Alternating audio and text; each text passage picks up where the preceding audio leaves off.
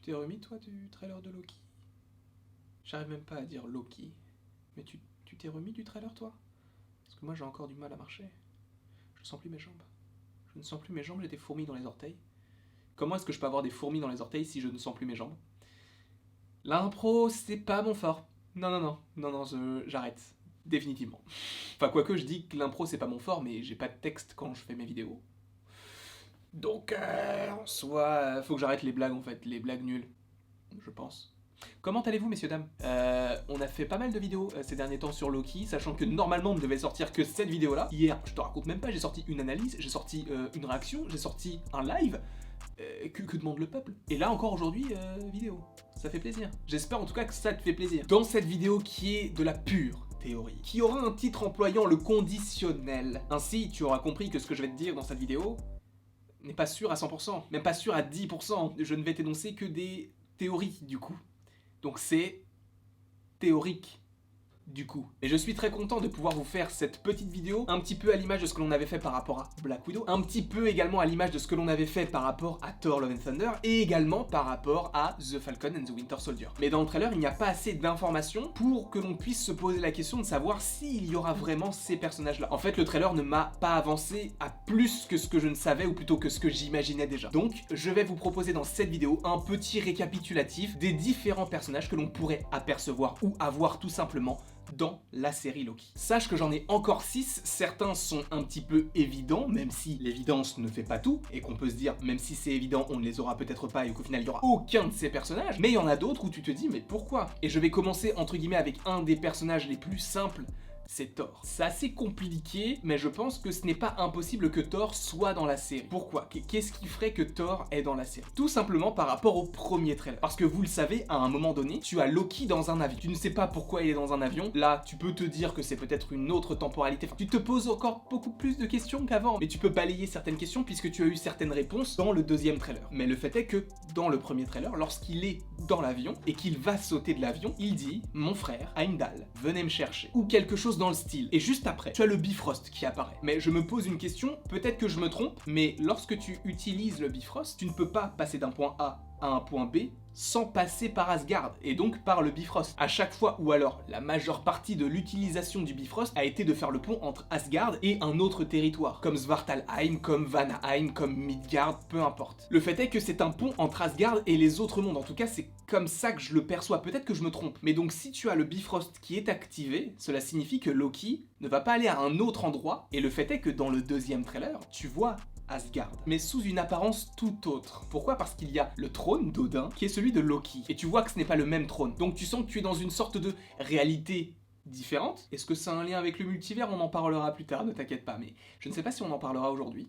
Mais on en parlera plus tard. Mais donc tu as cette idée que le Bifrost lie Asgard à cela, puisque de toute façon tu vas voir Asgard. Donc peut-être que c'est lié à cette scène-là. Si tu as cette scène-là, cela signifie donc que Loki n'est pas passé d'un point A à un point B sans passer par Asgard. Cela signifie qu'on va vraisemblablement revoir Heimdall, joué par Idris Elba. Cela signifie également que l'on va potentiellement voir Thor, puisqu'il dit « mon frère ». Loki, il a pas 50 000 frères, hein. Ce qui signifie qu'il s'adresse à Thor et à Heimdall. Et sachant que l'on voit Asgard à un moment donné, peut-être que ce n'est pas du tout lié et que ces deux scènes n'ont aucun lien, mais le fait est que si ça a un lien, on pourrait voir un Thor et un Heimdall. De 2012, possiblement. Ou d'une époque ou d'une temporalité où Heimdall est toujours en vie. Quoi qu'il en soit, je ne dis pas qu'ils seront dans la série, mais on les évoque dans le premier trailer. Ce qui signifie qu'en plus d'une évocation, on pourrait avoir une apparition des personnages. Donc un Thor avec les cheveux longs, etc. Enfin, bref, parlons également d'autres Asgardiens comme Odin par exemple. Dans le trailer, tu as Mobius qui montre certaines scènes que Loki a déjà vécues. Sauf que pourquoi est-ce qu'il ne lui montre que des scènes, en tout cas dans le trailer, qui sont entre guillemets à l'âge où Loki a le même âge entre guillemets. Je sais pas si vous m'avez compris. Ce que je veux dire par là, c'est que pourquoi est-ce qu'on ne remonterait pas à une époque où Loki est enfant? Et si on a un Loki enfant, cela pourrait signifier que l'on est un Odin. Et donc un Anthony Hopkins qui reviendrait pour le rôle d'Odin. Ce serait juste génial. Moi j'adorerais cette idée-là et j'aimerais vraiment voir en fait le traitement qu'il a eu quand il était plus jeune jeune et de voir la différence qu'il y a eu entre Thor et Loki. Parce qu'on sait qu'il y a eu une différence. Mais le fait est que ce serait extrêmement intéressant de voir le traitement qu'a eu Loki par rapport à Odin et par rapport à Thor également, quand ils étaient plus jeunes. Seulement, si tu as Odin, personnellement j'imagine Frigga, parce que Frigga est extrêmement liée à Loki. On a l'impression que Loki n'aime pas Odin, mais qu'il aime énormément Frigga. On le voit et on le comprend dans Thor, le monde des ténèbres, puisqu'il y a une relation particulière entre les deux personnages, puisqu'ils ont entre guillemets à peu près les mêmes pouvoirs, ce sont entre guillemets, encore une fois, des magiciens. Donc Frigga, j'aimerais aussi bien la voir parce que on sait qu'il y a une relation très particulière avec Loki, mais nous n'avons pas vraiment eu dans les films les dessous de cette relation très fusionnelle entre les deux personnages. Si jamais on retrace la vie de Loki à travers certaines scènes où on voit la vie de Loki avec cette sorte de vidéoprojecteur, ce serait très intéressant d'avoir l'éducation de Loki via un Odin très strict et une Frigga qui est beaucoup plus douce avec Loki. Encore une fois, je ne dis pas que ça va